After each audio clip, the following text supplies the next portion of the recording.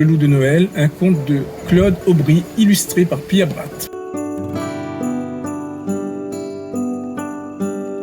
Maître Gribou était le plus vieux loup des Laurentides jusqu'à ces dernières années. Maussade et solitaire, il vivait en ermite dans les montagnes bleues. L'été, il se cachait au fond de la forêt.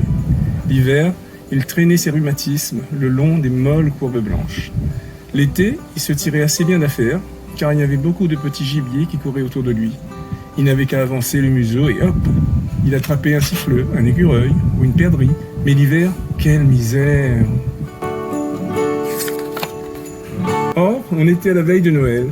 Ce matin-là, le vieux loup sortit de son abri comme à l'habitude, pour faire tant bien que mal sa chasse quotidienne. Un froid vif le fit grelotter. Il tombait une neige fine qui collait à son poil devenu rare et dont les touffes formaient des îles grisâtres sur sa peau calleuse et jaune.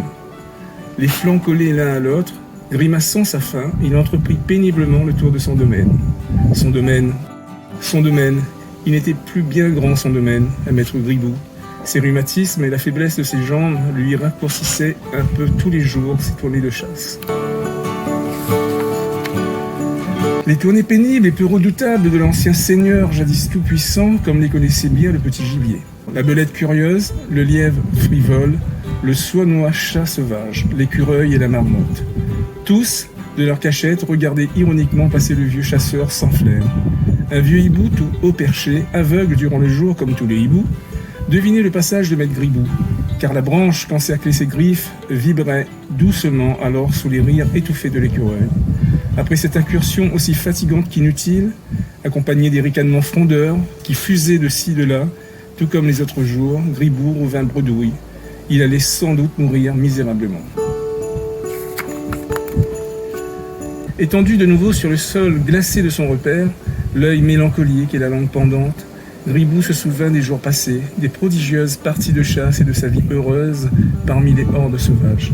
Il était à l'époque un puissant seigneur, autant dire un roi parmi ses frères, de taille gigantesque, couvert d'un poil roux au reflet fauve, gonflé de muscles, particulièrement au museau qu'il avait fort long et de la plus grande sensibilité.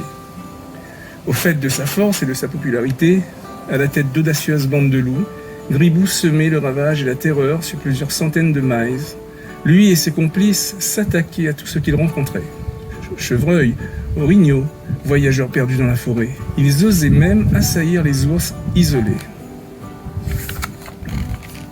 Partout, cet aventurier de Gribou avait roulé sa bosse. Il avait parcouru les steppes désertes de Sibérie, où il avait failli laisser ses os à cause du froid glacial de cette contrée et de ses grands déserts de neige. Il avait longé les côtes du Labrador, foulé la toundra, exploré les forêts du nord de l'Ontario et du Québec, de la baie James au lac Saint-Jean. Il se vantait même d'avoir vu des montagnes dont les pics crevaient les nuages.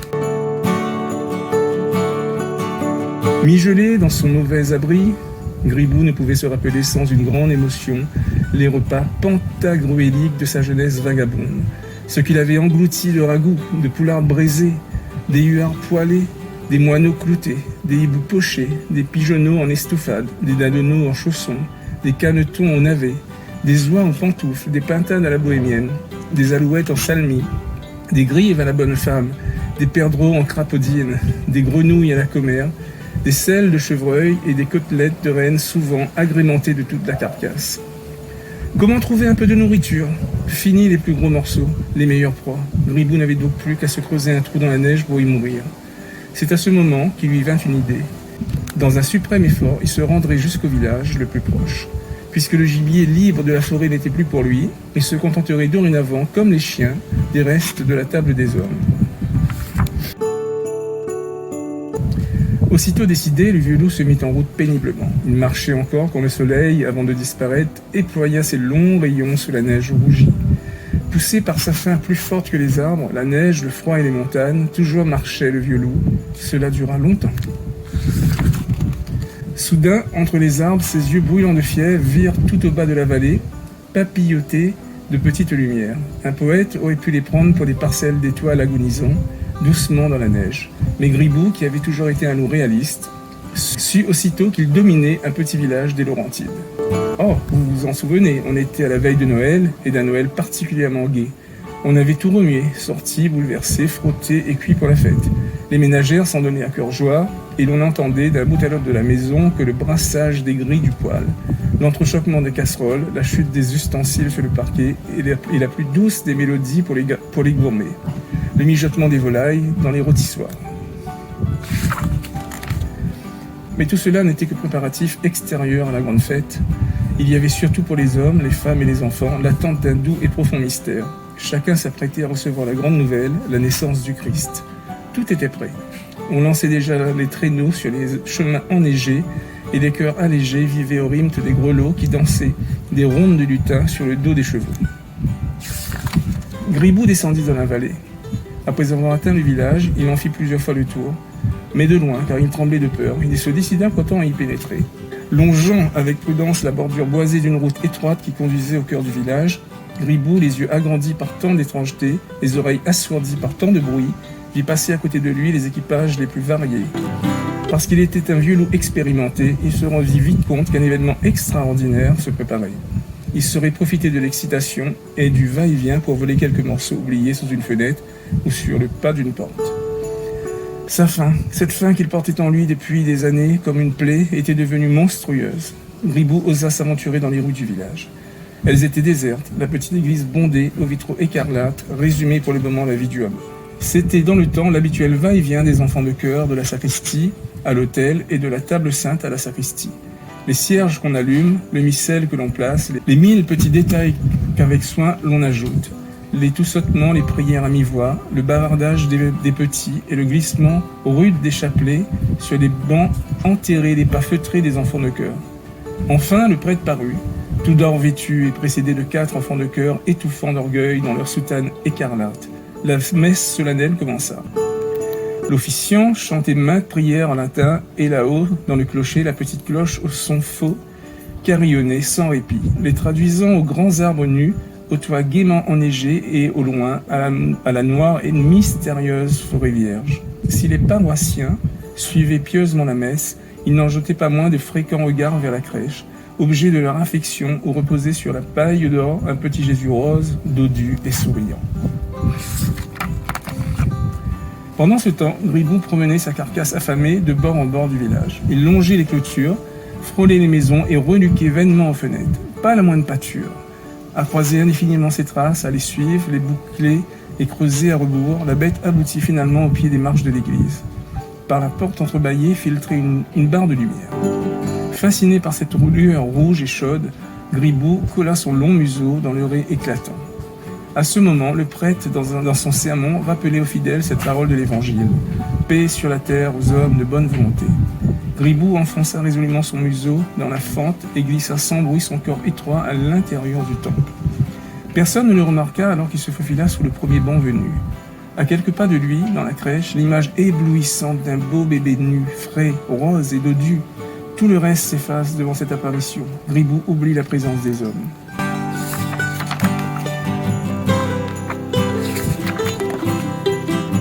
Perdant toute prudence, d'un bond brutal, il enjambe la petite clôture et bouscule dans son atterrissage un troupeau de moutons, quelques bergers et l'âne. Aussi rapide que le saut, la déception bondit au cœur du loup. Il n'en revient pas de s'être cogné le museau à un Jésus de cire. Il est si désappointé qu'il se tient là, figé, comme un loup de bois, parmi des personnages de cire et des moutons de laine. Cet exploit s'était fait si vite et sortait tellement de l'ordinaire que les fidèles n'avaient eu ni le temps ni l'idée de réagir. L'assemblée était paralysée d'étonnement devant pareille invraisemblance. Elle croyait vivre un conte fantastique. Quelques-uns prirent l'animal pour un chien, mais les chasseurs eurent tout fait de reconnaître l'audacieux. Les cris « Un loup !» jaillirent ici et là. Puis ce fut un branle-bas général. Les femmes s'affolaient, les enfants pleuraient et les hommes piétinaient sur place, cherchant d'instinct autour d'eux des objets susceptibles de se transformer en armes.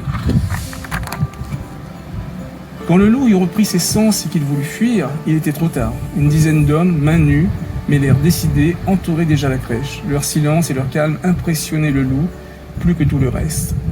Aussi, après un seul mouvement de fuite, comprenant que toute résistance était inutile, il s'écrasa sur le parquet, parcouru de frissons dans l'attente du coup qui lui ferait sauter le crâne ou lui casserait les reins.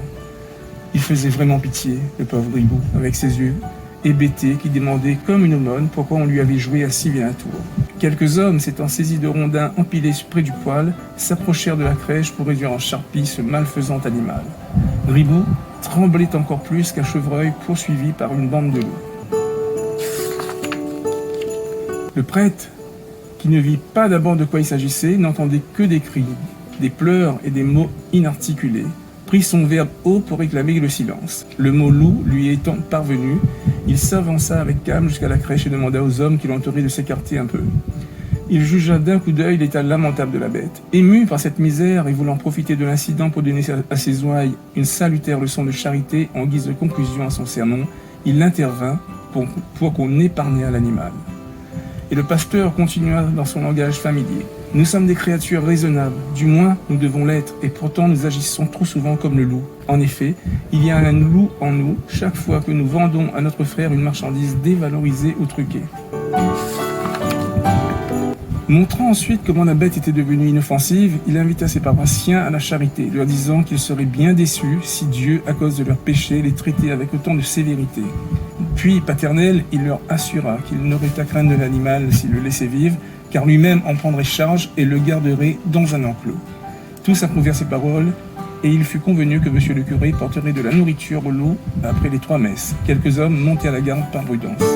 Le prêtre continua l'office comme si de rien n'était. De nouveau, sa voix se fondit avec le bruit des toux et des chapelets, et les 3 messes se déroulèrent dans le plus grand calme. Durant la dernière, les enfants entonnèrent les vieux Noëls traditionnels et leur hymne plein de gaieté sembla plaire au loup. L'église ne se vida pas. Comme d'habitude, après le dernier Ite Missae, tout le monde, du plus jeune au plus vieux, voulait voir ce qu'il allait se passer. Personne, d'ailleurs, ne le regretta. Monsieur le curé, qui avait donné des ordres mystérieux au bedeau, revint de la sacristie avec une tourtière gonflée et dorée, suivi d'un enfant de chœur portant une petite marmite fumante au bout de ses bras. Le prêtre fit signe aux hommes de s'écarter légèrement. Alors il se pencha au-dessus du petit parc et d'un geste audacieux présenta la tourtière à la gueule bien garnie de la bête. Le loup, toujours dans l'attente du coup de grâce, n'osa même pas lever les yeux, à moitié couché dans la fausse neige de l'enclos. L'odeur subite de la viande le frappa comme un coup de fouet et lui fit brusquement lever le museau. D'un geste sûr, il happa le morceau. Ses crocs crevaient la tarte ventrue et cela faisait un bruit sec. Il lécha jusqu'aux dernières parcelles qui pendaient au poil de son museau. Et c'est alors que le vieux loup se rendit compte qu'un fait nouveau venait de se produire dans sa vie. Pour la première fois, il n'avait pas eu besoin de livrer combat pour obtenir de la nourriture. Une main douce et volontaire la lui tendait. Dompté par cette main charitable plus forte que le fouet et le bâton, l'animal la lécha. Toute crainte disparut. Une grande joie régna dans le petit temple. Monsieur le curé se réjouissait fort de la tournure des événements. Pigeon dans la marmite, il présenta une boulette de ragoût à la bête. Dès lors, les enfants à tour de rôle voulurent offrir une boulette au loup. Gribouille n'en demandait pas mieux, n'en pouvant d'allégresse. Jamais de sa vie il n'avait passé un aussi beau et joyeux Noël de la sorte, entouré d'amis, de chaleur et de victuailles. Et pour la première fois dans l'histoire de sa race, le loup versa de grosses larmes qui traçaient 2 lignes perlées le long de son museau. Durant plusieurs années encore, Gribouille vécut une vieillesse heureuse, libre désormais de circuler dans les petites rues du village. Il consacra le reste de ses jours à servir les hommes comme le plus fidèle des chiens domestiques et à racheter ainsi, à leurs yeux, les fautes de sa jeunesse. Mais on ne lui en demandait pas trop, son plus grand plaisir c'était d'amuser les enfants et de se mêler à tous leurs ébats, malgré ses rhumatismes. Qui l'eût cru ? Cet ennemi jadis cruellement sauvage et sauvagement libre était devenu un serviteur soumis.